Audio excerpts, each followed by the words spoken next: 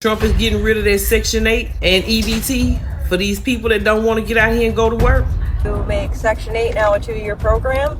I have officially reached the wall. Kids together.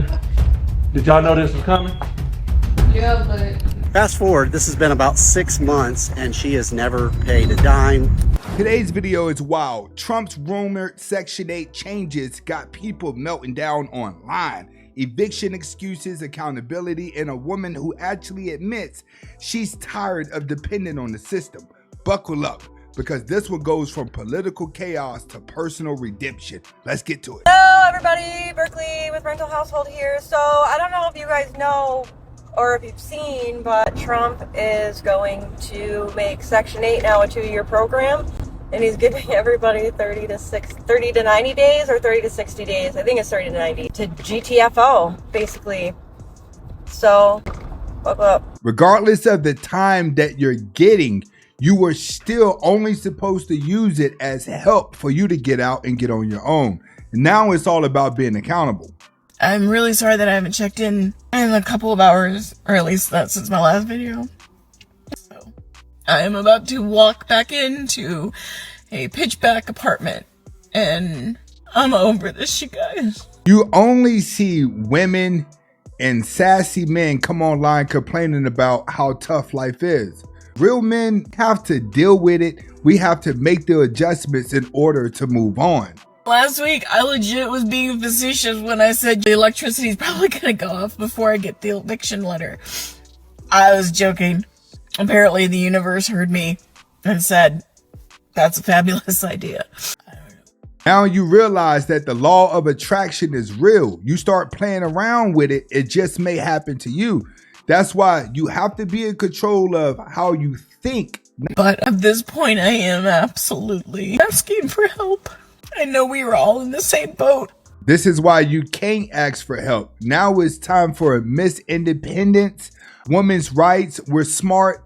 Now you got to think and strategize what's your next move. A lot of women are going to run to OF, but at some point that's going to stop working. But I gotta say, there are some of us in a section of the boat that's sinking just a little bit faster. Anyway, I love you guys. I'm gonna try and wire the extension cords like I did last year. Y'all got to stop coming online wasting time thinking that the audience is going to have sympathy for you. The GoFundMe scams are over with. The best thing for you to do, suck them tears up, sit down, and come up with a game plan. And if I can do that. And if I can, then I'll try and go live. But anyway, I love you guys. Trump is getting rid of that Section 8 and EBT for these people that don't want to get out here and go to work. Your time is up, baby. We gonna be the ones walking around in the grocery store with the big baskets, because we deserve it.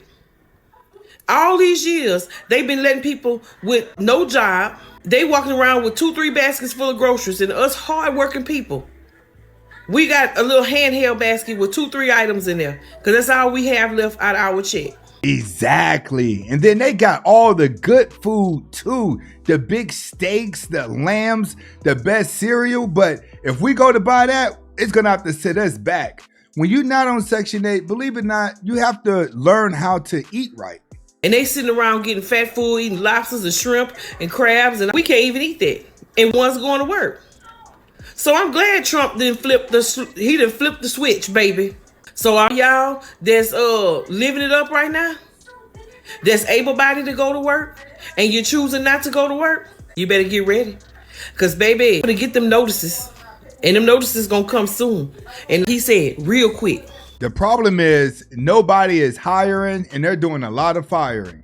And those of us that go to work, we ought to be able to go and apply for some food stamps and see what it feels like.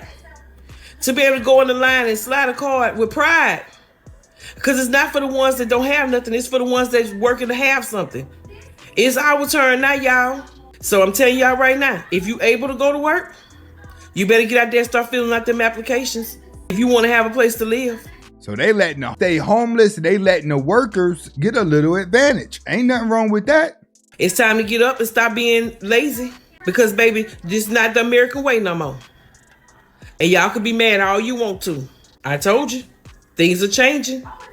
You ain't gonna like it, but guess what? You got to go with it. So that's what I got for y'all today. No more Section 8 EBT for people that don't want to go to work. Y'all time is up. Leave a comment, y'all. Let's talk about it. Now, when Big Mama tell you that you need to change and you need to wake up, you need to change and wake up. And if you agree, hit that button. We got more. We got an eviction today. How many people in here? 3. Children. Well, what I'm gonna do, I'm gonna give you 10 to 15 minutes. I got to come in and start taking pictures. Get the kids together.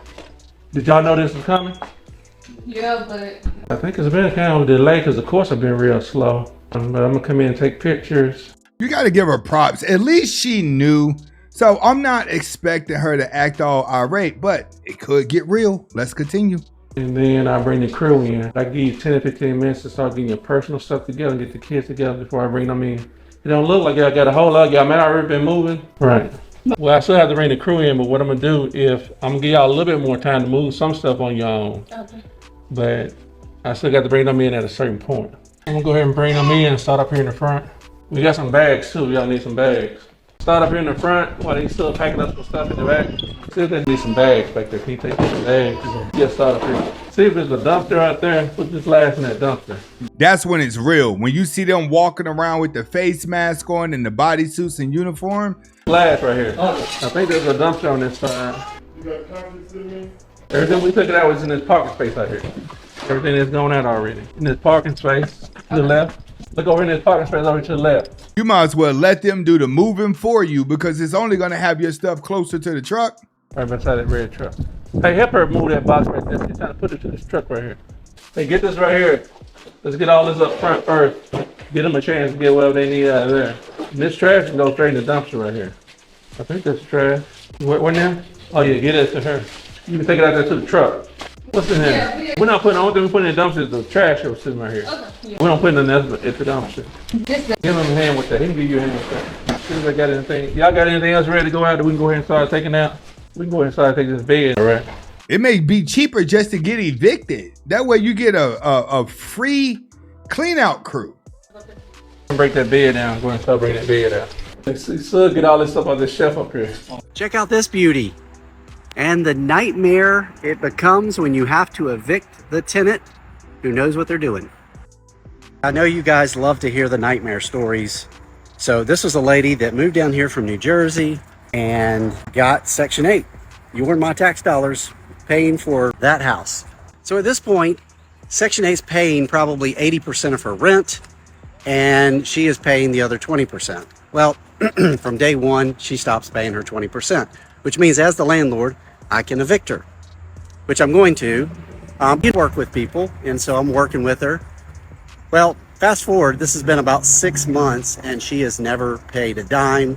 It's jump in, get the free housing, then get kicked out and wait to get repositioned all over again. And we're going through the process of evicting her. So when someone stops making payments, you have to send them a letter, give them a chance to catch it up. Then you file for eviction. What that entails is you get a letter from the sheriff, then the sheriff shows up and says, hey, you've got to be in court on this day. You go to the court, all right? Magistrate, usually within, 45 days. Well, they go to the magistrate, they show up, they're meeting with legal aid. Legal aid asks for a continuance. So they push it back another 30 days, right? Again, this lady's good. 30 days goes by, you show up, the magistrate does what the magistrate does, and they rule in your favor because, of course, you've got all the right paperwork, blah, blah. And boom, bang the gavel, you get the property back. She appeals. Now, you have to hire an attorney and go to district court. Keep in mind, this whole time, she has free legal aid. Your my tax dollars paying for this. I don't do rental property. It's just a waste of time. To represent her and make sure that she's not being taken advantage of by us evil landlords. Well, district court to get that scheduled takes much longer. So we're probably 3 months out for district court. The whole time she's not paying rent. The whole time, not paying rent. We go to district court. I show up. I don't show up. My property manager shows up. The attorney shows up and they have all the paperwork, right? Legal aid says, we need more time. So now we're back at district court. They're in the court. I want to say, I'm not making this stuff up. I think they were in court 4 hours. And this legal aid attorney's just trying to make a name for themselves, right? They're the blah blah arguing that. The judge is hearing all of it. And they decide to throw the whole thing out because there is one form that has to be signed. I think it's called the domestic violence form. It has to be signed by all tenants amongst the other 30 forms that I'm not a property manager. I don't know why it has to be signed, but they do. Was not signed, so they dismissed the case. I'm not kidding, folks. This is literally what happens. And granted, in 20 years, this has probably been the longest eviction case I've ever had. But you start the process all over again. She signs the form. You take her to magistrate court, and ultimately we're gonna win. We always win because it's just justice, and she knows what she's doing. She absolutely knows what she's doing. Now, one good thing is she can't deny me access to the property. So we just showed up, and the property's in, as you would expect it to be, with her dog inside and her trashy self. And so we'll get the property back. We'll do the ups like we always do, and we'll actually get a good quality tenant in there. But keep that in mind. This is a lesson on evictions. Dude, now that I know better, now that I have awakened from the sleep that I was in, because I've been asleep for a long time, traumatized, okay? Talking about dealing with all type of family issues, dealing with all type of trauma, okay? Trauma. And it took me this long to get to this point of healing. It took a lot of work to do the inner work. And I thank God, I'm thankful that I had Section 8 to be able to get this far in life without needing medication, without needing to be addicted to substances to survive, to function. You just need to take your time and build a foundation, a family first, so you wouldn't need Section 8. The problem is, y'all think Section 8, but Section 8 isn't and keeping you disciplined into keeping your legs closed so you're properly prepared to bring in a new life. Okay, tried to give me all that stuff. Oh, you're bipolar. Oh, you're depressed. You got depression type 1. Like, you tried all them pills. I'm not a pill popper. I can't take pills. Never could. As a child, my grandma used to say, oh, if you take a Tylenol. I couldn't even take Tylenol. Okay? Over the years, of course, I've birthed 3 kids. I've had to take pain medication and stuff like that. I don't like it. So when they try to diagnose me with having this and having that, I'm not taking that. I'll do the inner work. And guess what? The inner work, it works. I don't take no medication and I'm fine. And I can see very clear. And the fact that I can see very clear, even before this whole thing happened about Section 8 and government assistance, I was already at the point where I'm tired. I'm tired of depending on the system. I've never been able to depend on anybody in my life. I'm talking about nobody. I'm glad everybody's waking up. It's going to be a whole new life. And then your moods are going to change. It could be a whole new world. Nobody. I raised my kids by myself. If their fathers stepped up to do something, they did it for their kids. Notice she said fathers. Okay, that's all that mattered. My kids are very well taken care of, very educated.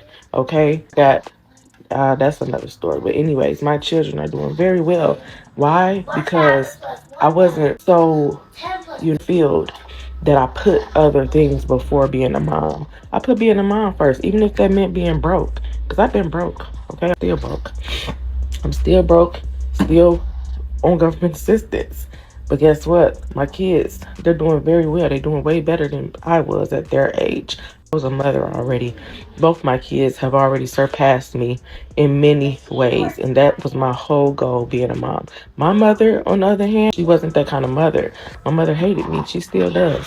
She never liked me. Why? Because my father assaulted her from day one. She never could bond with me. And it was always a struggle having her as a mother who was not an encouraging mother, who did not want to break the cycle when it came to her children. She wanted her children to repeat the same cycle that she did because it made her feel better about herself to see someone else failing the way that she did. Unfortunately, there are mothers that are like that, and my mom was one of them. As long as you're not doing better than her, oh, she loves you. If you start doing better than her, she don't want nothing to do with you, even her kids. So you see this a lot in the community. her favorite kid is the one who is doing the same things that she was doing at. If you feel like she's right, hit that like, definitely share the video. This your first time watching, hit that subscribe button. And if you like chaotic videos, go down into the description and click on the playlist. I'll see you on the next video.